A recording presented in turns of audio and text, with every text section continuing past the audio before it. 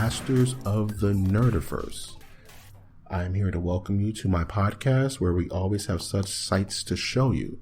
I am your host, Mike G, and you can always find us on iTunes, Stitcher, Spreaker, SoundCloud, and now even YouTube, ladies and gentlemen. We're crossing all borders. We're going into that final frontier, and hopefully you'll be along for the ride. I'm extremely excited for this week. So much to go over, so much to talk about. And I'm happy to be able to go over all this with you. And just to get jumping right into it, just to get started, let's go over my week.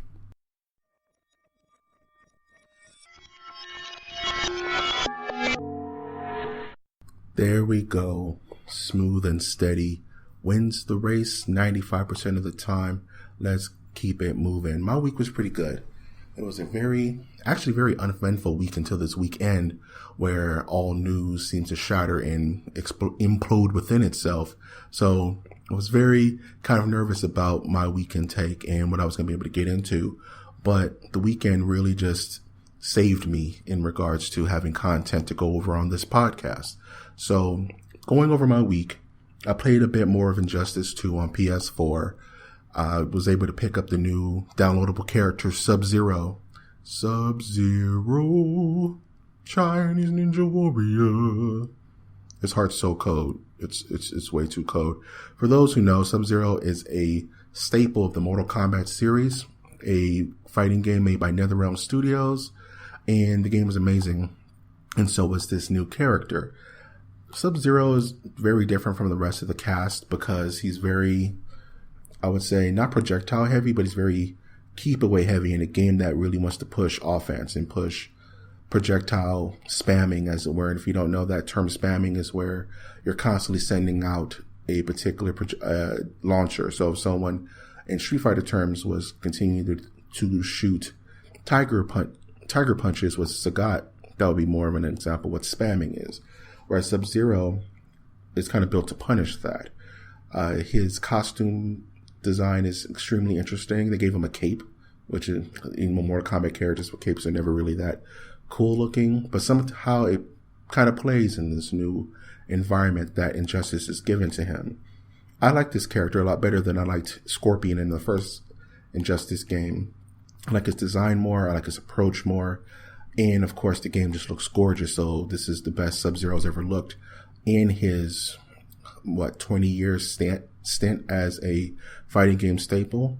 So I'm really excited to play with him some more. I went through his multiverse, earned some good gear. I was able to get a hold of that Bihan Noob Sabat skin, where it's like his suit just all black before they took it down. So I was one of those lucky few to be able to get a hold of that. He has different color palettes that you can change for him, because in Injustice 2 you can actually change the look of the character to almost anything. It's very, very, very diverse on the options you have for changing up characters. So with Sub-Zero, you can make him look like Rain.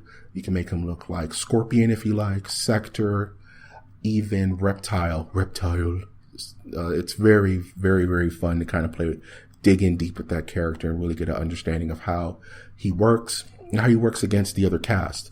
So he's going to be my main for a while, because Sub-Zero is always my main in Mortal Kombat games. It's like when you're a kid and you have to make that choice, right? It's like, do you choose Ryu or Ken, Mario or Luigi? I would say Ginger or Marianne, Sub-Zero or Scorpion. I'm a Sub-Zero guy through and through. Since the Genesis days, I've been a Sub-Zero guy. That's not changing anytime soon. So I was able to get some matches in with that, having a ton of fun with it. Been playing it almost every other day, learning the character a bit more. So happy to keep going with that. In the video game circuit, that's really all I've been doing. I haven't really picked up Tekken 7 yet, even though I'm really excited to jump into that once I can able to purchase the game and get into the meat and potatoes of that. There aren't any adventure games that are really on my radar right now, except for Super Hot, but I'll get into that of what I'm looking forward to towards the end of this podcast. Now, in regards to the movies I've seen a couple of good ones.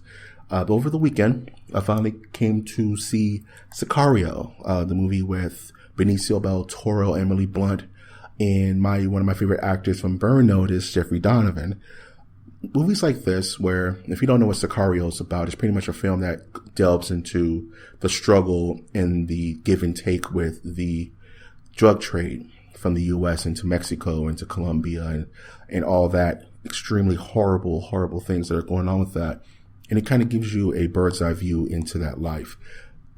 That particular subject is very fascinating to me. I've watched all of Narcos, learning about the rise and fall of Pablo Escobar, and this subject always kind of twings me because it's so real, but it just seems so above and beyond life. You know, it just seems like people are living it every day, and I'm here tucked in California watching a creative interpretation of someone's life. It's very behind the veil for me. And this movie, it's very dark, it's very atmospheric, it's very real, and it has this fantastical moments. It's an action movie, it kind of has to, but they really tend to dig deep and grind it up when it needs to be grinded up, and kind of give you, like I said, that fly on the wall view of how this really goes down. And it's just a very good movie. It's very well done, very well directed, very well acted. Everybody killed it. Benicio del Toro. I can see why they're going to give him his own sequel for this film called, I believe it's Soldado. So I really want to see that and check that out. And I would recommend it. If you're into action and if you're into kind of semi-realistic interpretations of actual fact, check out Sicario. It's very good. I believe I watched it on Amazon Prime. So if you're a Prime member, it's for free. So just check it out. Take 2 or 3 hours out of your life. Watch this movie. You will not regret it. And if you like it, email me. Let me know what you think, and we can have a discussion. Speaking of having a discussion, there was a movie I watched this weekend where it's probably best not to have a discussion because you may find yourself murdered. I finally was able to watch the horror film Don't Breathe. And I call it a horror film because it's actually that, but it's covered in a veil of a suspense film. And for those who don't know what this is about, I'm not going to spoil anything. It's just about a bunch of punk burglars that burgle the wrong house, and the owner happens to be blind, and wackiness ensues from there. It's a crazy movie because it plays with the audience. Horror tropes because we live in the real world and horror is in fact fiction, but it plays with certain tropes that you take advantage of going into a horror film. And the way they portray the villain, but he's not really the villain, just given the circumstances of the film. There is no hero or villain in this movie. It's really your alliances sway as the movie progresses. And you find yourself rooting for the villain, and then you find yourself really not rooting for the villain, and then you find yourself sympathizing with the victims, but then you don't find yourself sympathizing with the victims. It's really give and take with this film, and it was very fun to watch. And it was what I needed at the moment. It was a nice, not turn your brain off, but more turn your brain on. And I love movies like that where it makes you sit up and pay attention to what's going on. And Don't Breathe is a good example of that. And I would recommend it. So I would definitely focus in on that and pay attention, because there's little things you can miss if you're not really watching it. And speaking of needing to pay attention, I need to scream this from the rafters. I'm going to say it real nice and close to the mic. Go on YouTube, log in, get yourself a soda, some chips, maybe some kale chips if you're of the healthy persuasion, and type into YouTube, type into the search engine, Oats Studios. I'm going to say it again, Oats Studios. Just type it in. You're going to find a channel with some shorts, and I recommend you watch them all because they're the best thing I've seen all year. Hands down. You may say to yourself, Mike G, what's Oats Studios? It sounds kind of silly. Well, Oats Studios is a creation of a acclaimed director, Neil Blomkamp. He's directed such films as Elysium, District 9, and he was up to direct the latest Alien film, but that didn't work out for him. And it's a very fascinating story of a director who was ready to do his thing, and his dream project was kind of taken away from him. And him and his team and everyone was all set to go, ready to rock and roll with their idea for Alien, but that all fell through. So he decided to go on and curate these movie level shorts. They're roughly about 20 to 25 minutes long, maybe 30 minutes long. And everything from the production value to the actors, to the story, to the effects, to the atmosphere, to the sound, it's all extremely on point. I was watching this over the weekend and it freaked me out. It legit freaked me out. Like some of these shorts were freaking me out. And just to kind of give you an idea of what they're called, I'm not going to go into too much detail because I think you should be surprised. But one is called Firebase, Zygote, Raka, and God of the Serengeti. These are the 4 shorts that are out right now. I sat there and watched these with my mom, who was a horror geek like me and can appreciate a good science fiction horror. And all of these are kind of within the realm of science fiction and atmospheric horror. And my mother, during one of them, just said, I would see this in the movies. And I looked at her and said, right, these are absolutely amazing. So I recommend, I'm not going to say anything more about them because they're best seen than explained, like The Matrix. And they're on YouTube, so it's free. So go on YouTube, type in the words Oats Studios, look at the channel, like, comment, subscribe. Please give this studio your love. Give Neil your love because I don't know how they're getting paid for all this stuff. And it seems like multi-million-dollar projects for each one. Just the production value is that nuts. And just go watch them. And I'm curious to see what you think because no one's really talking about them. And that's really bugging me out. Like I had to hunt for reviews for these things because after I watched them, I had to know what other people thought. And I went on Reddit and I searched YouTube and the internet for other reactions and there were not a lot. So I'm like, more people need to show this thing love because it is the best filmmaking I've seen all year, flat out. In these small shorts. Absolutely amazing. Positively great. Good show. So do it. Go do it now. Or after you listen to this podcast. Wink, wink. Speaking of good show, also this weekend was EVO 2017 or Evolution 2017. And for those who don't know what that is, Evolution 2017 is the Super Bowl of fighting game tournaments. All fighting games from Street Fighter V to Skullgirls to Marvel vs. Capcom 3. Everyone from around the world comes to Las Vegas and they enter this huge fighting game tournament where tens of thousands of participants play fighting games. And the winner gets a huge amount of money and the accolade of being the best fighting game in their respective game. And I watched this over the weekend, bits and pieces. I watched the Injustice 2 tournament, which was super cool. A Aquaman main won, which I thought was very fascinating. And the entire show was amazing. You can catch it on YouTube. I think you can catch clips. I watched it via Twitch. So chances are if you have a Twitch subscription or not, you can just go in there and watch it for free. But if you just really love fighting games and love seeing competition and the drama of competition and seeing announcers kind of go over and really teach you the game as you're watching it. And honestly, I, as a master of the Nerdiverse, I've loved fighting games my entire life. I'm going to tell you right now. I remember playing Street Fighter 2 on the Super Nintendo with my father and sitting on the floor and him bodying me every single time with Chun-Li doing grab loops and my little child brain couldn't wrap around how to get out of that. And I was such a sore loser as a kid. I was such a sore loser, but it made me really appreciate fighting games and appreciate how to lose and appreciate characters and appreciate design and appreciate just the entire genre. So I've been a fighting game fan ever since I was a little kid. So seeing like-minded individuals gather in one place and play their hearts out and really get into it, and you can really see the detail of each individual style. It was great. EVO was great. I definitely recommend watching tournaments if you're into fighting games or you don't really know how these things work or know the next level of fighting games. I recommend that you watch clips from Evolution 2017.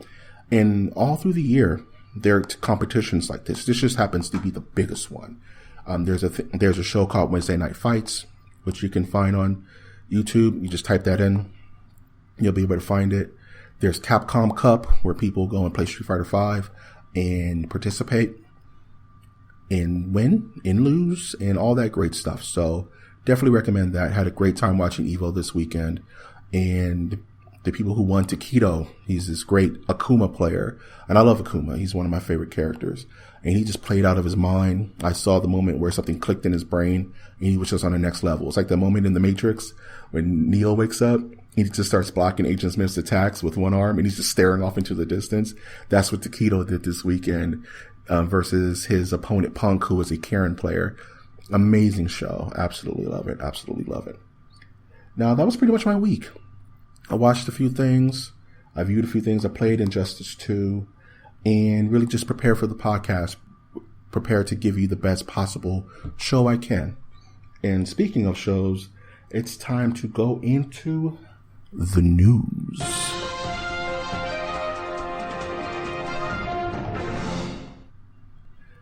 Welcome back. I'm here with my hot cocoa. Got something to sip on. Have a rice cake covered in chili cheese. It defeats the purpose, but that's okay. I'm ready to go into the news. Like I said earlier in the podcast, the news was very bottom heavy this week. Everything came at the end. It was all this weekend because between Evo and which I just was talking about, the fighting game tournament, a lot of news came from that. And also over this weekend was D23. And that was the Disney Expo where they go over all of their efforts from their video games to their films to their TV shows. And they give you a big breakdown of what's coming up. And it was so much news that I'm going to actually separate it from news and give it its own segment. So this is Disney Talk with Mike G from Naval Cosmos. That is actually my art blog, navalcosmos.wordpress.com. Please give it love. Go show it to your friends and say, this guy can draw. He has drawings. Go check it out. But I digress. D23 was very, very, very, very, very long and very interesting. So I'm just going to go through each bit of news and I'm going to comment and kind of give my thoughts on them. So let's get right into that. Starting with the first scene for Incredibles 2 was announced, going back into the powers of Jack Jack. Incredibles was actually one of my favorite movies from Pixar, besides Toy Story, the original Toy Story. And for them to do a sequel, I feel a certain way about it because Pixar films, in my opinion, shouldn't have sequels. They should be their own isolated stories, and they should tell a story and move on to the next idea. But I understand that these things make a lot of money, and people want a continuation of the story. So them having a sequel to Incredibles seems fine, but I am reserved to see if they ruin it because to me, The Incredibles is a damn near perfect film. And I hate the idea of a sequel kind of adding on to that lore and wrecking it. But I'm going to leave it to Disney and Pixar in their capable hands to put out a good product. And hopefully it adds rather than degrades a very good and solid, I would say, part of the Disney family. And speaking of family, the Avengers Infinity War was highly, highly focused on at D23. A lot of events, a lot of things that were actually Avengers Infinity War related were shown at the exposition. So they went over and showed like a 5-minute trailer for Infinity War that only certain people could see. I've heard of a couple of things that went on during this trailer, and I'm not going to talk about them here because I'm all for maintaining spoilers. And plus, I didn't see it, so I don't want to speak on something I haven't seen. But from what I hear, it sounds pretty crazy. It sounds super, super, super crazy. And either this is going to be the most epic film of all time, and we're all just going to ascend after this is done because there's nowhere else to go from here, or it's going to be the biggest letdown of all time. A 22 movie arc build up to a 2-hour movie. I have no idea how they're going to do that. Or 4-hour movie rather, because they're going to break it up in 2 parts. But we'll have to see. From what I heard rather, it seems pretty insane. And going back to family, they actually showed off Thanos, the main villain, the big villain that they've been hyping up ever since Avengers 1. They showed off his Black Order, or the children of Thanos is what he's calling them. And if you've read the Jonathan Hickman run, you would know that Thanos runs with these super sick cosmic beings. I know a couple of them off the top of my head. Black Dwarf. I believe one's called, I don't want to butcher any of them. Black Dwarf's the one that's just coming to mind right now, so we're going to stick with him. And they're just a bunch of really badass, super cosmic beings that are apparently the children of Thanos, and that's who the Avengers are going to fight until they fight the big bad. It's like a video game. You got to beat all the mini bosses before you get to Geese Howard. Speaking of Geese Howard, we'll get to him later. Super hype. In other news, Kingdom Hearts 3 was actually shown off with trailer gameplay and a really in-depth look into the game. And for those who don't know, Kingdom Hearts is an amalgamation of Square Enix characters and Disney characters. So think a cross between Final Fantasy and Disney properties. So Kingdom Hearts has a very long and very convoluted history that I'm not going to go into on this podcast. Just know that Kingdom Hearts 3 is a video game that people have been waiting for almost a decade now, company included. And what they've really showed off was that they're including a Toy Story world in the Kingdom Hearts universe. So how it works is Sora, the main character, would travel from land to land to defeat the Heartless, which are the main antagonists of the game, and pretty much reach his goal. So each land, he would go into a different Disneyland. So it would be I would say a Winnie the Pooh land, and a Little Mermaid land, and a Lion King land, and a Pirates of the Caribbean land. So now they're adding a Toy Story land, and it looks very good. It looks next gen. I just really hope the score is good, because what I love the most about Kingdom Hearts games are the score and the music and the arrangement and all that good stuff. And I really just want it to sound good. That's my biggest thing. Gameplay is always going to be crisp, hopefully, knock on all the wood. The storyline I don't really care about, because it's a Kingdom Hearts game, and the storyline of Kingdom Hearts is more tangled in a bag of snakes, so I'm not really even trying to worry about that. I just want there to be a killer track that makes me fall in love with the game again. So I really am looking forward to that and see what more comes from that. And going back into Infinity War, there was, of course, the big show out on stage where they had every single major actor on stage all together at the same time for the first time. So everyone from Guardians of the Galaxy to the Avengers proper, to Spider-Man, and so on and so forth, and to Doctor Strange and all the other side, and the Black Panther. And moments like that makes you, as a comic book fan, just kind of geek out and just cry tears of joy a little bit, because it's something when you're a kid, depending how old you are, you thought that was never going to happen. You know, I grew up in an age where 1989 Batman seemed impossible. It seemed like, this is crazy.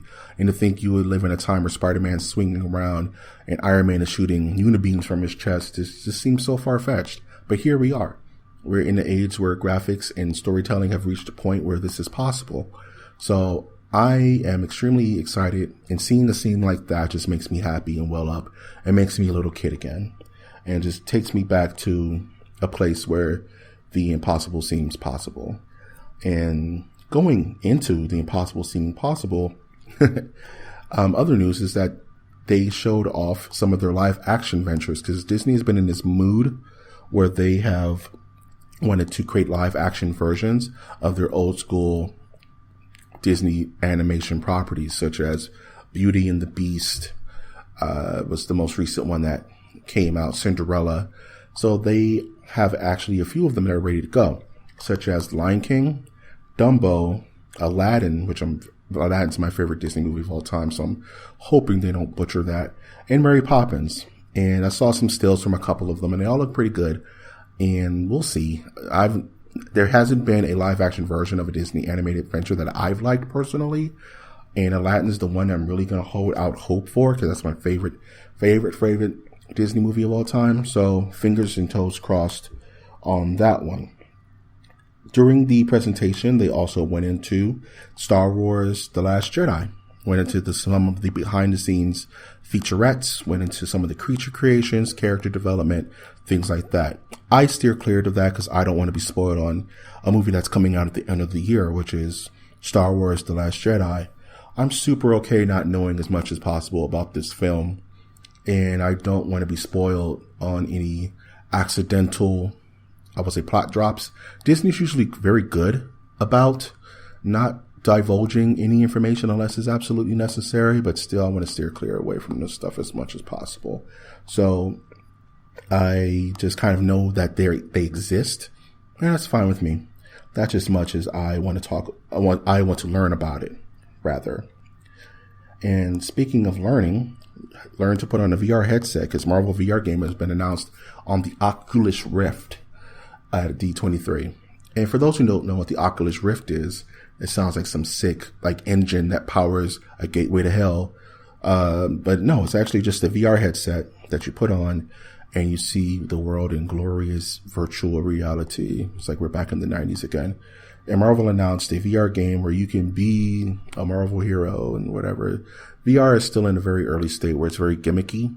It's not really about storytelling or world building. It's just about, hey, I'm Batman and I can swing on a bat rope, or I'm Spider-Man and I can shoot a web shooter out of my hand even though it's not there. So something I felt like needed to be mentioned. It's something that's happening within Disney and something that I just wanted to kind of go over. And lastly, on all of my D23 news that I wanted to talk about, let's see.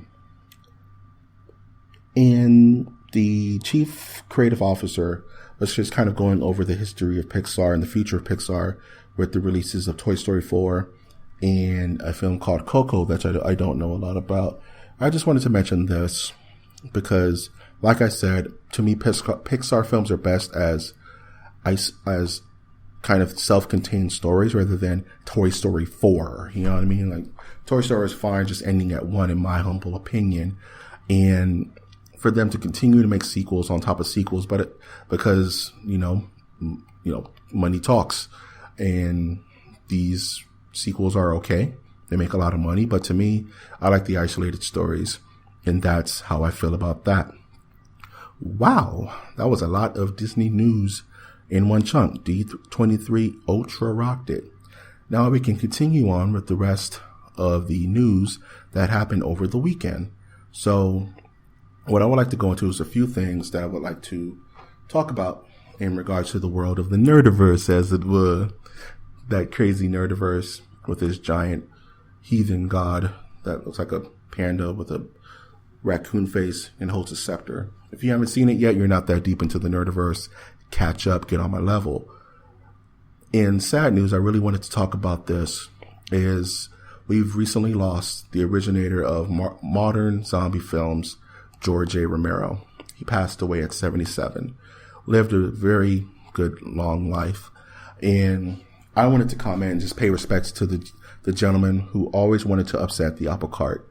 I was very fascinated in horror cinema growing up because I was a horror head, thanks for my loving mother. And zombie movies always fascinated me because it was kind of like, we are the enemy, we're the villain, we're the creature. And it really boils down to how social standings can erode given the biggest fall in social order. And that's where George Romero really was coming from. And being a horror head, I watched a lot of documentaries and a lot of commentaries featuring George A. Romero, and just hearing the guy talk. And he has such a spark of life about when he would talk about these things. And he seemed just a kooky old guy. He just seemed really fun. And he just was really talking about how the night that he created, the original Night of the Living Dead, it was the night that Martin Luther King got shot. And it was a very interesting allegory to what he would wanted to talk about, which was, what does it take to shake up the social norm that could possibly be affecting our culture in a negative way? What does it take to spar a revolution? And does it take us literally eating each other to spar that revolution? And he was such a visionary, and he seemed like such a salt of the earth kind of guy. He's going to be missed, especially from this horror head. And I just want to pay him his respects and give him his time on my little old podcast. So moving on to something a bit more revolutionary, something a bit more something a bit as revolutionary and as impactful, I would say, is that we have been given finally a female doctor. And you may say, well, there's tons of female doctors in the world, but I'm talking to my Who fans out there. The new Doctor Who this time around is a lady, and it's going to be played by Joan Whittaker, I believe, is going to be the actual new Doctor Who. And I believe that is awesome. And for those who are not familiar with how Doctor Who works, Doctor Who is a show that's been on since the 70s. It's a very long running, huge show in the United Kingdom and in England and all across the world. There's Who fans all across the world. And there's always been different men. There's always been different older gentlemen, younger gentlemen, different kinds of doctors, because one of the hooks of the show is that the Doctor changes his appearance after a while. It kind of helps the creators of the show always shake up the show. And now we're finally given a female Doctor, which I think it's cool. It's all about representation. A little girl can now, or an older woman for that matter, can now, look at this character and somehow reflect themselves within that character. And I think that's important for all race, creeds, and colors to be able to latch on a certain level and connect with the character, because it's all about connecting, ladies and gentlemen. And it's all about having representation. It's extremely important, especially in the pop culture and nerdiverse that we live in. You want to be able to see yourself in a character. You want to be able to see yourself in a particular show or a TV show or a video game and feel accepted and feel that you can connect with this character on a deeper level. So I wanted to bring that up on my show, and I would love to see what this new Doctor Who can do. Bars. You guys aren't ready for my flow game. Speaking of bars or being barred, during D23, they recently asked Mark Ruffalo, the current actor playing Bruce Banner, the Incredible Hulk, what are the chances of a standalone Hulk movie? To which Mark Ruffalo replied, not a chance in hell. And they asked him, well, why? Why is it like that? And he stated that, well, Universal and Marvel don't really play well together. And it's another one of those things where Marvel doesn't full out own the rights to Hulk because it was sold. So they have to play well with the competition to make a decent film. So I can see his place in that. I can see how he would say it so bluntly, because it's probably a question he's asked every time he goes outside. So after a while, those nerves tend to tighten. You just say what you really feel. Not a chance in hell. And that's sad, because I think the Hulk in the Marvel movies has been pretty well done. Not given a lot to do, but pretty well done. And hopefully that will change in the future. Now, speaking of the future, I'm going to go into the future of animated film, where we are going to talk about how the Wreck-It Ralph sequel is in the works. And I love Wreck-It Ralph, and the original film had M. Bison in it. How am I not going to like that movie? And the big thing that they wanted to mention is that all the Disney princesses from all the older Disney films are going to be in the movie. I think that's super cool. Why not have all the Disney princesses in your film and have that be something that people can watch and really, I would say, latch on to. So I'm all for that. And I'm interested to see how it goes, because I love I love the first Wreck-It Ralph. And I wonder where they go from it. Are they going to go more into the current atmosphere of video games? Because the original Wreck-It Ralph, rather, kind of went into the atmosphere of old school video games in regards to like Atari, Nintendo, and new school video games at the time, which were more like the Call of Duties and Gears of War. And they mixed those two together to make a commentary on, video games in general and the people who play them. So I'm interested to see where they go from there. Speaking of playing video games, Marvel Infinite, the game I've been actually talking about since I started this podcast, has introduced 2 new characters over the course of the weekend during Evolution 2017. One is Gamora for the Marvel side, which is a Guardians of the Galaxy character, which seems fine. Why not, right? But the one that really is piquing my interest is they've added Jeddah. And you're like, who is that? Who is Jeddah? Or Jedediah, or however you want to pronounce it. Well, he is a Darkstalkers character from the fighting game Darkstalkers made by Capcom. And this is a character who hasn't seen the light of day since the early 90s, late 90s, early 2000s. And he's appearing in a tentpole series. That's amazing. I like to see diversity in games like this. It actually gives me a slice of hope for this game, because as of last week, I was not going to buy this game at all.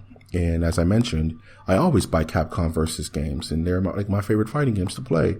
So, will I main Jeddah? It depends on how he feels versus my play style, but we'll see. It's a glimmer of hope for a game that I was actually losing hope for. And to go into a game that I have plenty of hope for, Dragon Ball Z Fighters with a Z did a Trunks reveal trailer over this weekend as well during EVO 2017. And of course, like everything else with this game, it looks absolutely phenomenal. They really pay attention to character ticks and manga pages and animations, and they put it all into this game. And Trunks looks as best as he's ever looked. I'm so hyped to play this fighting game. And it's not a big revelation. You know, everyone knew that Trunks would get into the game. You know, it's like Frieza's going to get into the game. He's already in the game. I mean, there's certain characters. Piccolo has to be in the game somewhere. So, but to see it in this new light and to see it in this new, I would say, cover of paint, it looks extremely well. I'm so hyped for this game. I wish I could play it now. I just want to play it. It looks so good. Speaking of games that I want to play, Tekken 7 over this weekend, and I literally freaked out. I literally squeaked like a small child when I found out that Tekken 7's DLC character for this winter is going to be none other than King of Fighters' own Geese Howard. Geese. I'm so hyped. He's my favorite fighting game player of all time. He's up there with like Blanca and Lei Wulong. Like Geese Howard in King of Fighters is one of my favorite characters of all time. He's just so cool. He does parries. He does air fireballs. He does sweeping kicks. He does sick throws. Everything he says is cool. His look is cool. I wasn't going to buy Tekken 7 because my favorite character, Lei Wulong, is not in the series yet, or in the game yet. And I was holding out because I was like, okay, my boy Lei has to be shown at some point. And the moment they announced Geese, I was done. I was like, what am I not going to play Geese Howard in Tekken 7 and learn how to play him? So, dude, it has to happen. It's going down, basement. So Geese Howard was announced to be coming out this winter, and that's when I'll be buying the game. Simple as that. I may buy it a bit earlier just so I can learn the mechanics and get comfortable with it, which I'm planning to do. So I just want to get ready for Geese because that's just too real. I just can't get over that. It's unreal that they will put this character in this fighting game. Now, these games don't really mix like that if you're familiar with how fighting games work. It takes a lot to get a license for a character in another game. So the count now is that Namco, which is a separate thing, now has a Street Fighter character in Akuma, which is B. And now they have a SNK character, which is Geese, which is C. So that's A, B, and C mixing up into 1, 2, 3. Together it's you and me. Let's get some games going. It looks great. They showed a trailer over the weekend during Evolution 2017. Looks absolutely amazing. So I'm ready to jump in that game and get my feet wet. And speaking of things that are coming soon, and this is really just news for me, honestly, because something I want to talk about is that they're doing a 4K HD renovation or remastering of Rawhead Rex. It's one of my favorite horror films of all time. It's extremely hard to find copies of it on Amazon. Go for like $80 or $100. They just haven't done anything with it. I'm not going to say anything further. Is that if you have a minute and you want to go on YouTube, watch Rawhead Rex. You may love it, you may hate it, but it's one of my favorite horror films of all time, and it just holds a special little place in my creepy heart. So let's get it. It comes out in October around Halloween. Trust to believe Masters of the Nerdiverse is going to do a full review of the Blu-ray, and I'm going to have a horror movie watching party at my house. It's going to be sick. We're going to have like little rawhead kebabs. I don't know how I'm going to make that work, but it's going to work just fine. Speaking of things working, over the course of Evolution 2017, they announced a new video game from one of the fighting game makers, Iraqi. And this story needs a little backdrop, so I'm going to start from the beginning. There was a time in Street Fighter history, there was this game called Street Fighter EX. And this is Street Fighter's first foray into 3D. And when Street Fighter first started, it was all 2D fighters. So pretty much it was all sprites and 2D views. But there was a time where Street Fighter was made by a different company. And this company added in their own characters, adding on top of the Street Fighter characters, and put it into the realm of 3 dimensions. And there is a small contingent of people who love these games because these unique characters were only seen at a certain time in history. And these are characters like Darren Mister and Skullomania, who's personally my favorite of the batch. And the reason I bring this up is because the original maker of those fighting games has come back to make a whole new fighting game called Fighting Lair, I believe. And it only exclusively shows these old characters that people have been wanting to play again for years. And from what I can see, it looks absolutely amazing. So I'm very excited to see more from that and to actually hopefully get my hands on it, because I'm kind of interested to see the evolution of these characters over so many years. Mind you, these games did not come out until, I would say, 1999, 1998. Very old games that haven't been seen since. So I'm very interested to see how those go. And speaking of seeing how things go, Street Fighter V announced its next character to be a final fight crossover. Character's named Abigail. With a name like Abigail, you may think, oh, it's a girl fighter and she probably does super sick kicks. You know, she probably does fire cat kicks and they come in disguise. No, for those who are Final Fight fans, Abigail is a almost 20 feet tall giant beast man who's extremely buffed out, and he looks like a giant grappler. He's about 3 times the size of anybody else on the screen and just looks wacky. I don't know how to feel about that. I wanted to talk about it because it's something that happened over the weekend, and this is a character that's not going to bring me back to Street Fighter V. It just looks too crazy, and it just looks out of control. And sometimes you need that to shake up the apple cart. But to me, meh. You know, it's a giant, big meh. Like, if you visualize what I look like, and you probably don't know what I look like, picture a human going meh and the word meh coming out their mouth. That's exactly how I feel about this news. And speaking of meh news, Marvel's Comics is putting out the Weapon H, which is the mix of Hulk and a Wolverine hybrid in their latest string of comics. And talk about beating a horse till it's passed away and it's in the glue truck, you know, providing glue to small children in elementary schools. Jeez Louise. It's like, you have good characters, and I get it. These characters have been written for almost 50, 60 years now. Hulk has been written for almost 50 years. Wolverine about 40, 50 years, right? But I hate when they just mix characters and justify it in a book. It just bothers me. I don't know. Sometimes it works. Sometimes peanut butter and jelly works. But this just seems weird. It's this giant grayish Hulk with animating bone protrusions coming out of him. He almost looks like Doomsday from DC Comics. So I don't know if I'm gonna read it, but I will check it out. I mean, on some level, I will check it out and see how things are going with that. And that concludes the news for the week.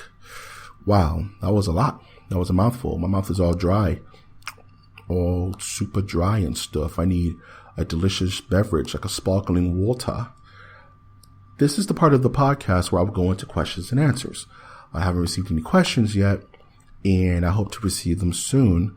So I'm going to tell you where you can send those questions. You may be saying, Mike G, you know, I started this new space program where they're injecting some kind of weird formula into my arm. Now I'm strong as an ox and I can run unaided in space. But I'm sorry, I need to know where I can send my questions to. And you can send those questions to mastersofthenerdiversecast@gmail.com. You can say, Mike, I'm in space. There's no sound. In space, no one can hear you scream. Where do I send these emails to? And I will sign to you that you can send them to mastersofthenerdiversecast@gmail.com. Send me questions. I can't wait to answer them. I'm an open book. Just send me your questions. I will answer them in which the order they are received. Thank you. I will buy you a fruit basket. I will not. Now, I've reached a place in my podcast where I'm going to do my closing thoughts and my closing things that I'm going to be doing and looking forward to in this next coming week. Closing thoughts. Very good weekend. It's a very good weekend for me. A lot of things to go over, a lot of things to talk about. And I'm excited to see what this new week brings. For things that I'm excited for, I'm really excited to go see Dunkirk. It's a film directed by Christopher Nolan. It's a war film based on the Battle of Dunkirk. That's about as much as I know about it. And from the trailers, it looks good. I love a good war film when I can watch one.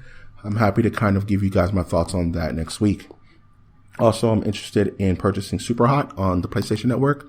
Super Hot. Super. Sorry. You have to do that when you say Super Hot. It's a shooting game where you can freeze time. Look, it has a very good graphic style. Check it out. It shouldn't be that expensive. I think it's probably be about $10, $15. I'm going to pick it up, something to play. Really looking forward to playing that.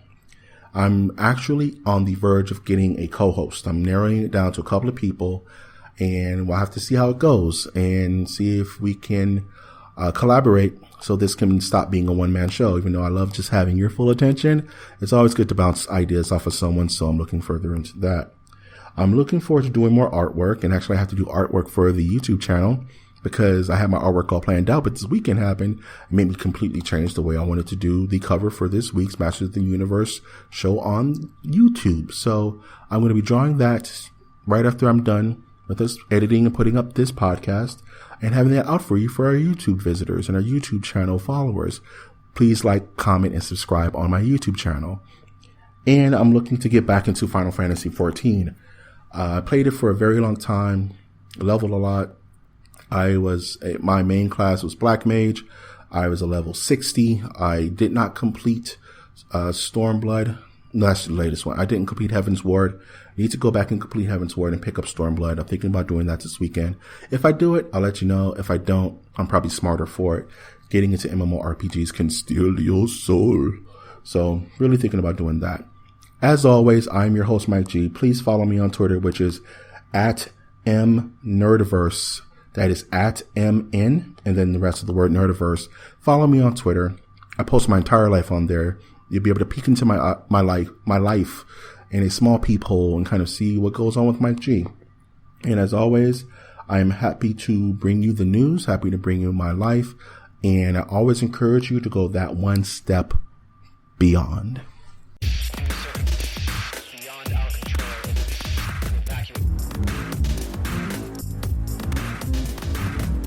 Turn my headphones up.